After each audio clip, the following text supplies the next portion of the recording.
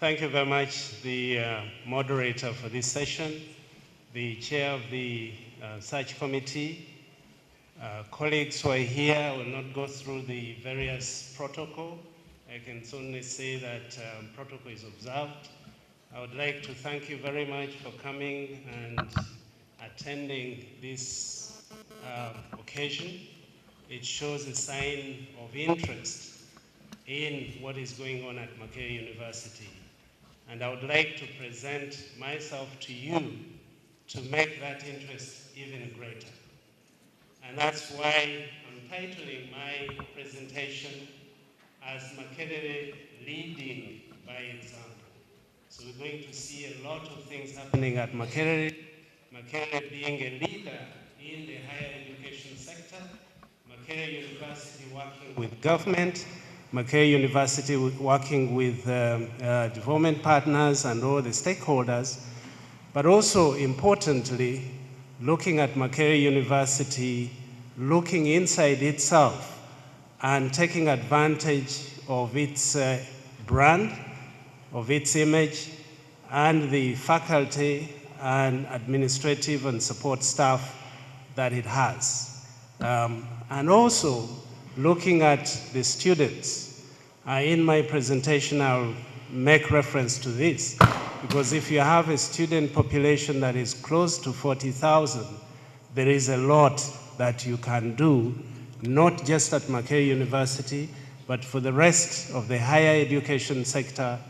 And so we would like to position ourselves at Makerere University with my leadership that we begin or we continue to live and work by leading by example.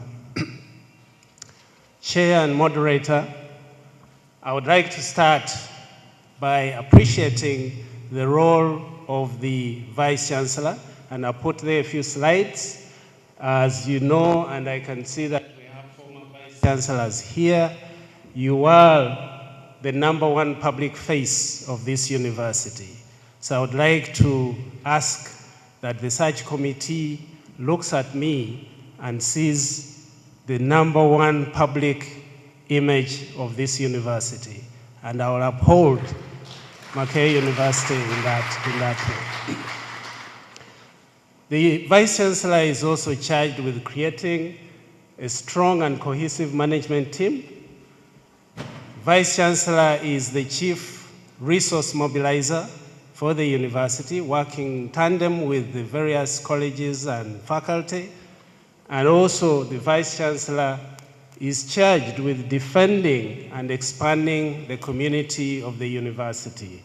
But of course you know that if you are in any institution, there are always conflicts, there are always diversion of views, and so that is also something that the Vice Chancellor is charged with.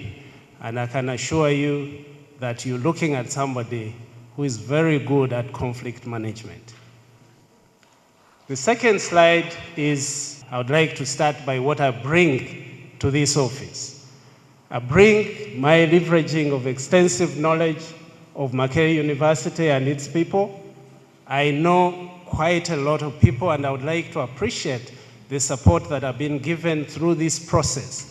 I've received so many comments from you on how you would like this university to be, and I promise that these will be reflected in my 5 years in the office of the Vice Chancellor. I bring a demonstrated capability for international networking, for academic administrative, and certainly you know that I'm one of those strong resource mobilizers for this university, not just for my college, but for this university. And thirdly, an understanding and participation in policy program development and implementation in the higher education sector. I've had the opportunity to be a government representative on university councils, in secondary schools, and also Makerere University representative on various organs. So I bring an understanding to this job. My additional competencies are personality of respect of office, strategic thinking, And certainly, I would like to say, especially in the area of conflict management, that have been trained very well by the College of Humanities and Social Sciences. If you want to train somebody, put them there. If they can survive, then you know that they can. So I would like to thank my colleagues in the College of Humanities and Social Sciences for battle testing me. But also I bring to this office humility of incompleteness and conviviality. And what I mean here is I bring to this office the knowledge that I don't know it all, and I'm willing to learn, to listen, and I'm a very good listener, but also to do this in a spirit of friendliness so that we then engage. So this is what I bring to this office. Now I'll run very quickly through my vision and also the strategic pillars. Makerere University, I envision it as a pathfinder university in Uganda, as a leader in higher education, and I would like to note that perhaps we've taken a back seat, and I would like to bring back Makerere as a leader, not just within Makerere, but even human resource development for other public universities and private universities, so that we reposition her to be a competitive university internally. And to do this, I suggest that we have a robust strategic plan that sharpens the strategic, operational, and funding models. Fortunately, our strategic plan has still a year to go, and we can use that year to strategically think through what we need to do. My strategic goals: policies review, devolution of powers, and partnership-based restoration of financial stability. When you look at the first one, for example, you realize that there are a lot of policies that are not approved. And so one of the things that I want to do is to engage with Council and Senate to look at these policies, take them back to the colleges, and really have a conversation, including students, to see that we have these devolution of powers, partnership-based restoration, enhancing of human resources for competence-based academic and research programs, staff and student leadership structures, and of course we have the cross-cutting courses. So those will be the kinds of strategic goals that I want to do, and I want to run through them very quickly, starting from the first one. As I mentioned, policy review. I gave an example that only 3 out of 10 policy drafts that deal with financial management are approved. So we have 7 not approved. And this goes through even with the other policies. And it gives me an advantage because then I can take back these drafts and we work together to make sure that the policies that come through reflect the vision and the goals that I would like to lead this institution. So again, the rigorous engagement of colleges and staff and engagement of organs and agencies of government. We always have to remember that this is a public university and our responsibility is towards government and the nation. The responsibility is not to us. And so the engagement of organs and agencies of government become very important. Now, I would like to note that since 2006, I was lucky that I was the chair of the devolution committee that started the process of collegiate system. We've been shy to implement, the collegiate system.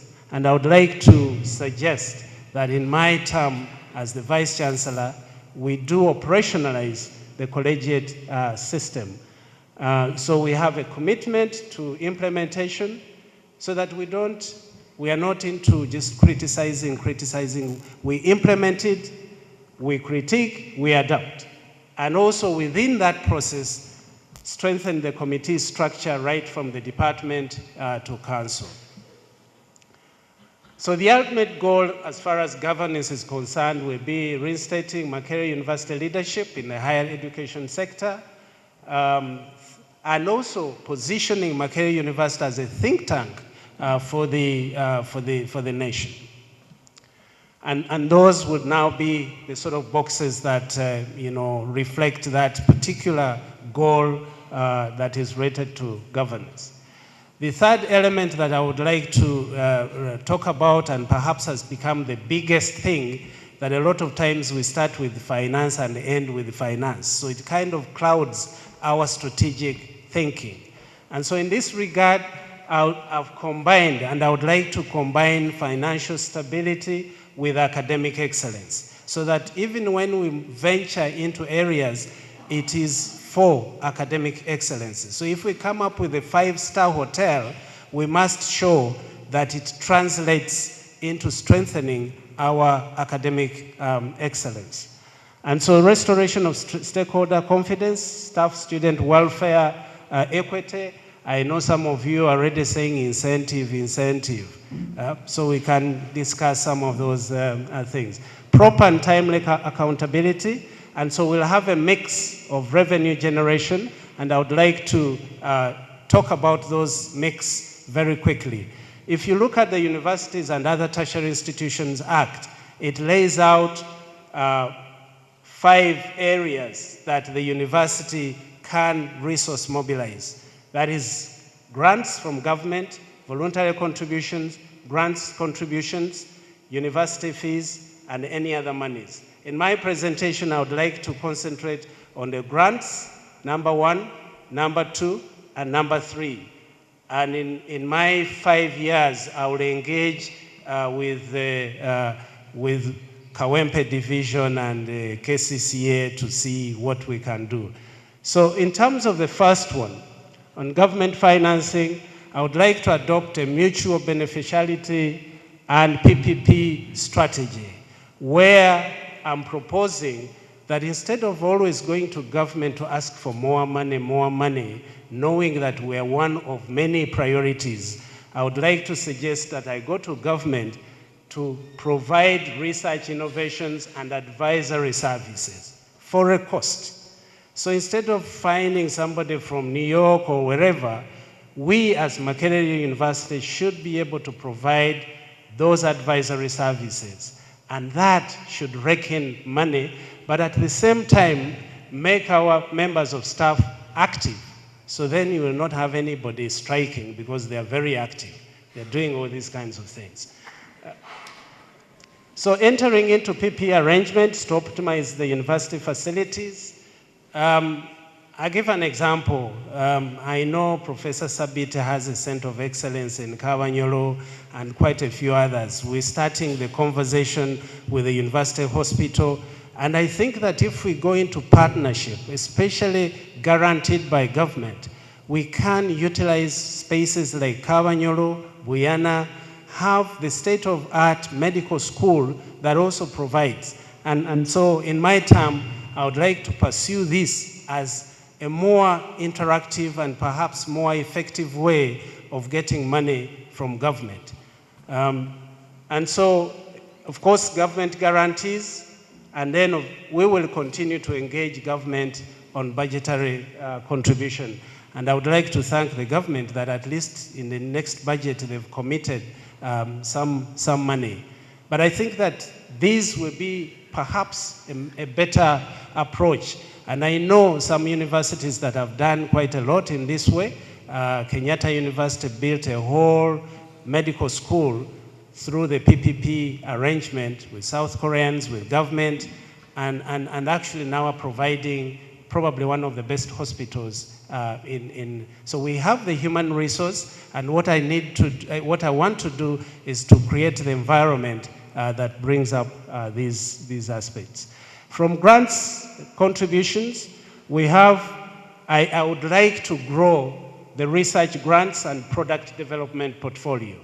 And I'm sure that for those of you who know me, you know that I can resource mobilize for research grants.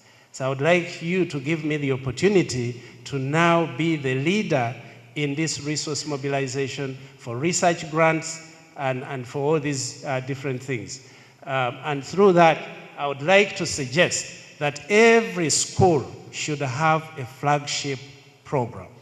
Every school will have a flagship program, either in terms of centers of excellence, or incubation centers, and so forth. And that way, we give hope and a lot of involvement of the human resource, but of course also the university benefits financially.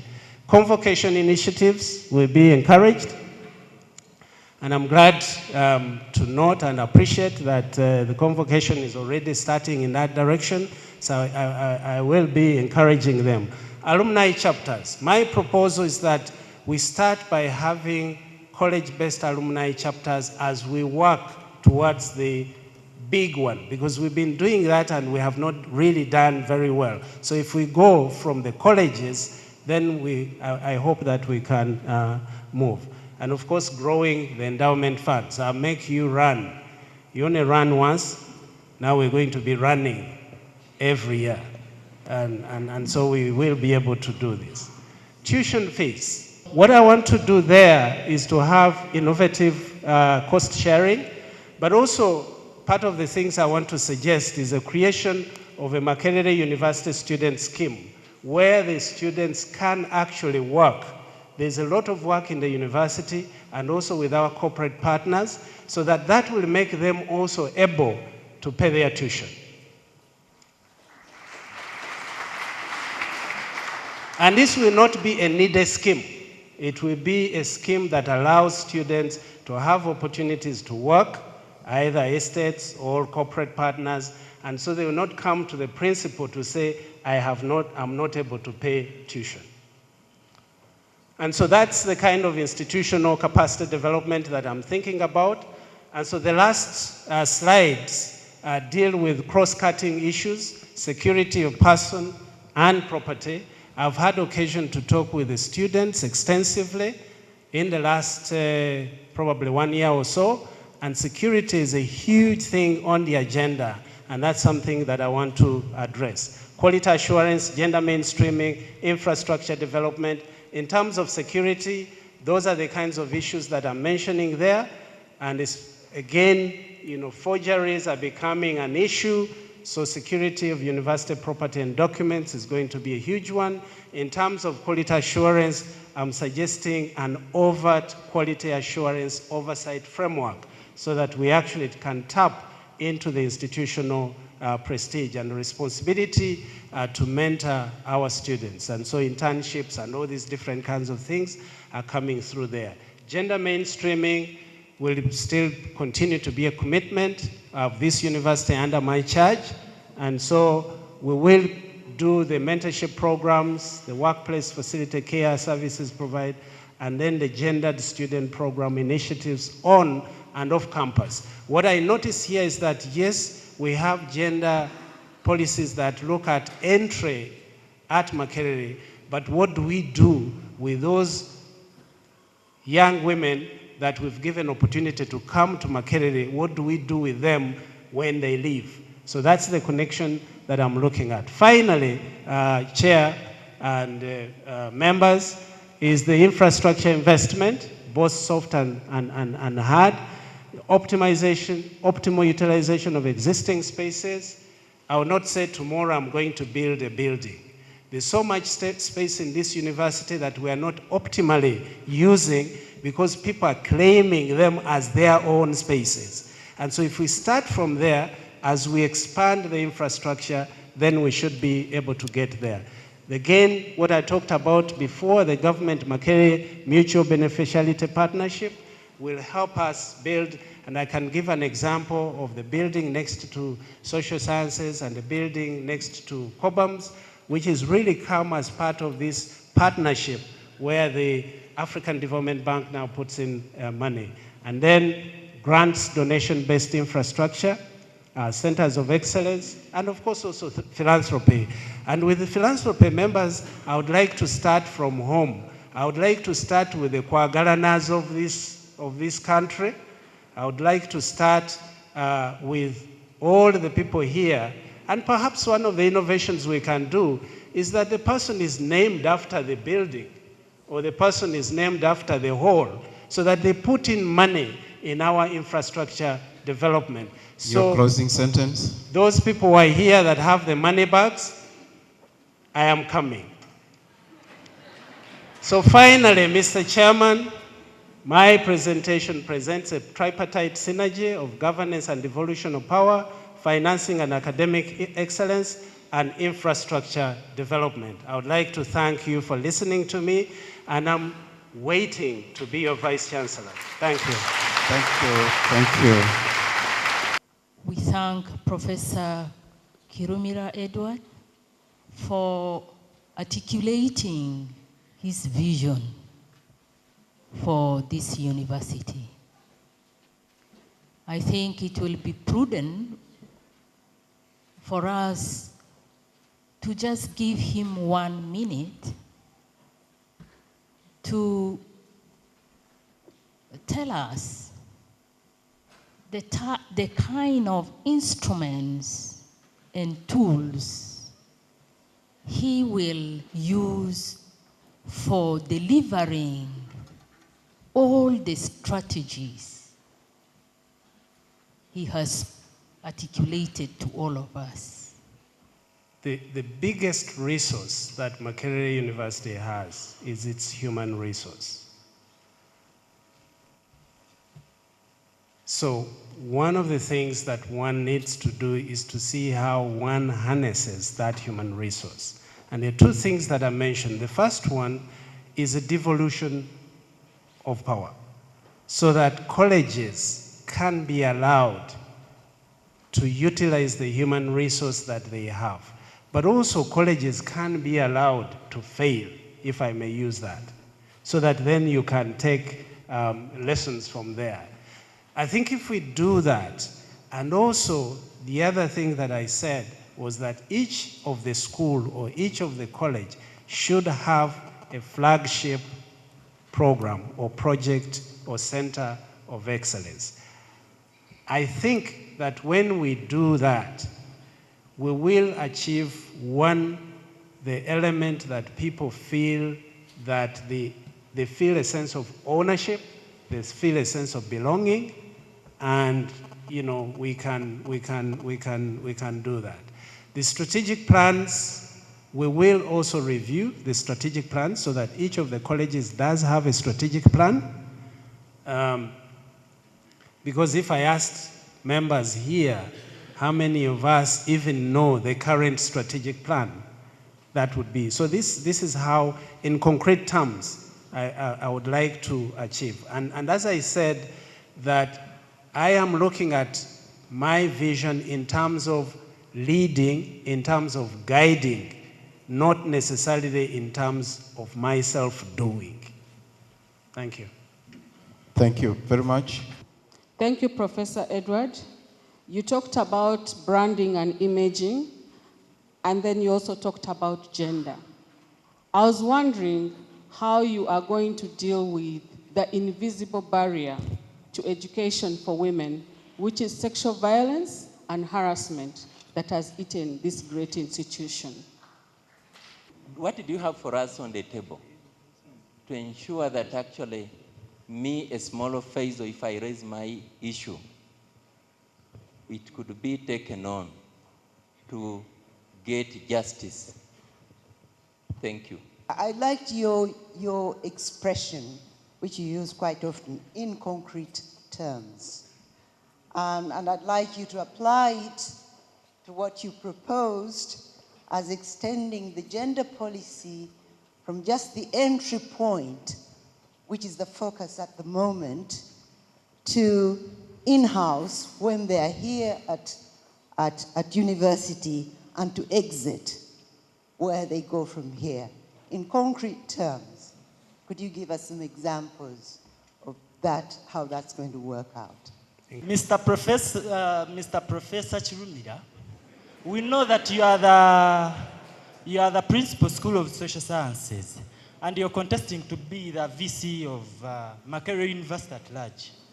But we've seen that you being the principal of social sciences, a lot of failures have happened in the school at large. And you know that social sciences constitutes of many students at large, actually.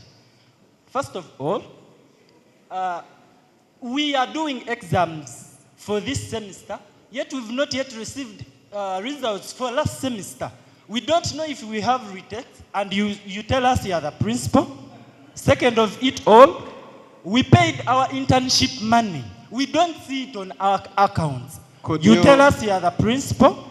Now how will you manage? How will you manage to govern the whole institution of Makerere University? You've spoken about devolution, and I think many of us in Makerere agree that this is necessary and inevitable. But we wonder, why isn't it happening? You've been part of management some level, and more specifically, what are you going to do to ensure that this actually happens? As a vice chancellor of this university, how do you intend, what is expected to be your contribution towards this so that there is no discrimination in your administration? Thank you. I've talked about and I will take that together with the devolution question. One of the biggest challenges we've had is that for quite some time, we've reduced the university to finances. And so we have all been competing for finances from the university bursar's office. And perhaps the university bursar has become more powerful than even the rest of the members of management. And so when you get yourself into that mode, it sets you up for some of the failures. Now, the student mentioned some of the failures. Like, for example, they have not had their internship. That is why I'm proposing that we should decentralize, that we have the colleges. Because I don't see why a student should be paying their internship money to the center and the operations are at the college. So, student, you are not getting internship. Please don't come to the principal. Go to the vice chancellor.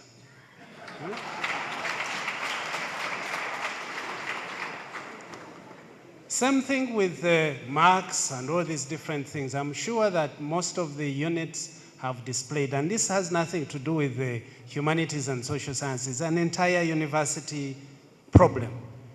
People have made efforts to display the marks, but they can't enter them in the system.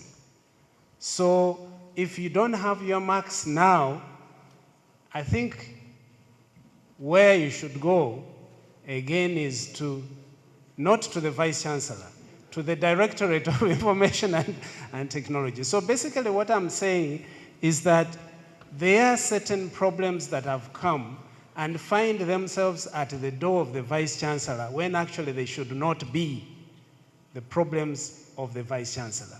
Once we devolve, then we can be able to say that Principal X is not working. So that's the point I'm making. Devolution, why hasn't it worked? Again, because of the financing thing. We have inadvertently centralized and over-centralized. One of the things I want to do is to expand the management, the top management, that college principals should be part and parcel of the top management.